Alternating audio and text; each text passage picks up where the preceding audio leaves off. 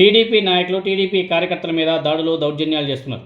రీసెంట్గా నూజివీడు నియోజకవర్గంలో మణి అనే ఒక తెలుగుదేశం పార్టీ కార్యకర్తను సోషల్ మీడియా యాక్టివిస్ట్ కూడా స్థానికంగా ఉన్నటువంటి తెలుగుదేశం పార్టీ నాయకుడు బీభత్సంగా కొట్టించాడు, నరికించేశాడు, కాళ్ళను కూడా నరికించేశాడు. ఎందుకంటే ఆ కార్యకర్త తెలుగుదేశం పార్టీ నాయకుడు చేసే అవినీతిని ప్రశ్నించాడంట.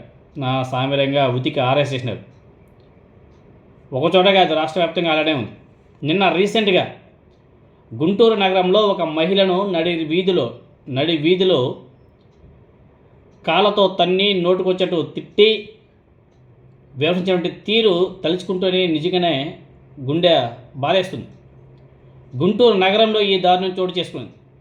ఇలాంటి సంఘటన చూసిన తర్వాత మనం నిజంగా మానవ నాగరిక సమాజంలో బతుకుతున్నామా లేకపోతే మృగాల మధ్య బతుకుతున్నామా అనే అనుమానం కూడా తలెత్తుతుంది.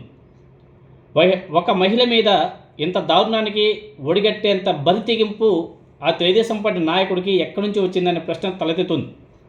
సినిమాలోనో లేకపోతే పురాణ గాథల్లోనో మహిళల్ని నడివీధిలో కొట్టి తనడం, అత్యంత అవమానకరంగా ప్రవర్తించడం గురించి చదివాం, చూసాం, కథలుగా విన్నాం. కానీ ఆంధ్రప్రదేశ్ రాజధాని సమీపంలోని గుంటూరు నగరంలో ఇలాంటివి చోటు చేసుకోవడం యావత్ తెలుగు సమాజానికి తీవ్ర దిగ్భ్రాంతి కూడా గురిచేస్తుంది.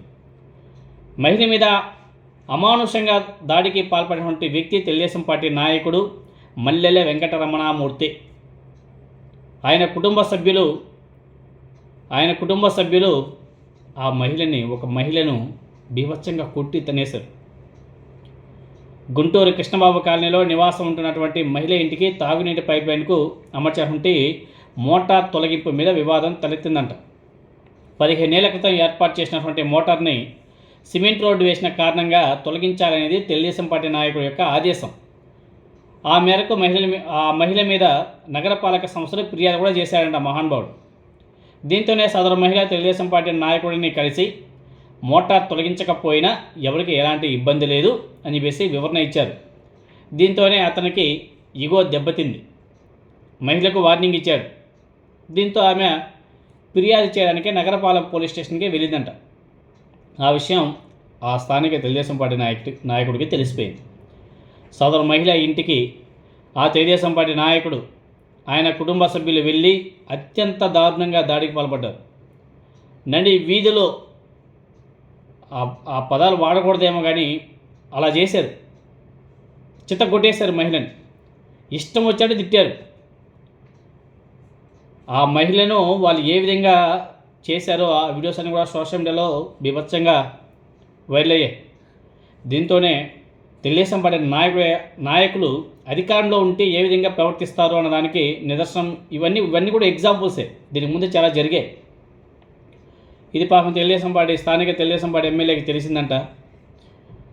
స్థానిక తెలుగుదేశం పార్టీ ఎమ్మెల్యే ఎవరో తెలుసు కదా, గల్లా మాధవి గారు. ఆ మహిళ మీద ఇలాంటివి సహించబోం అని హెచ్చరించి, అలాగే ఆ తెలుగుదేశం పార్టీ కార్యకర్త మీద, ఆ నాయకుడి మీద కేసు కూడా నమోదు చేయించారంట.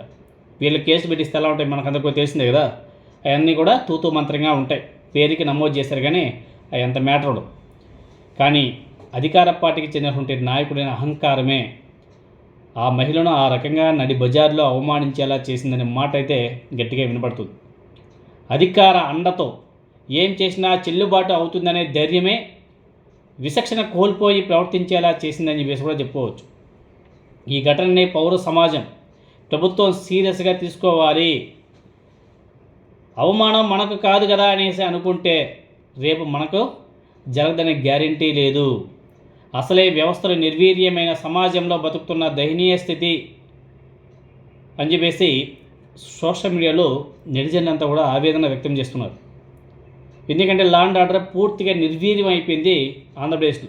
దాని గురించి మనం ఎంత తక్కువ చెప్పుకుంటే అంత మంచిది. వ్యవస్థ మొత్తం కూడా పార్టీల కొమ్ములు కాస్తున్నాయి, అధికార పార్టీకి కొమ్ము కాస్తున్నాయి. ఆ అధికార పార్టీ నాయకుడు ఎన్ని చేసినా నడిచిపోతాయి.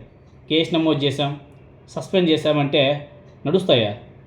వాళ్ళకి ఏ రోజైతే కఠిన చర్యలు పడతాయో, అర్థమైందా, జైలు శిక్ష లేకపోతే ఇంకో శిక్ష పడతాయి, అప్పుడు ఓకే వ్యవస్థలు బాగా పనిచేస్తున్నాయన్న ధైర్యం వస్తుంది.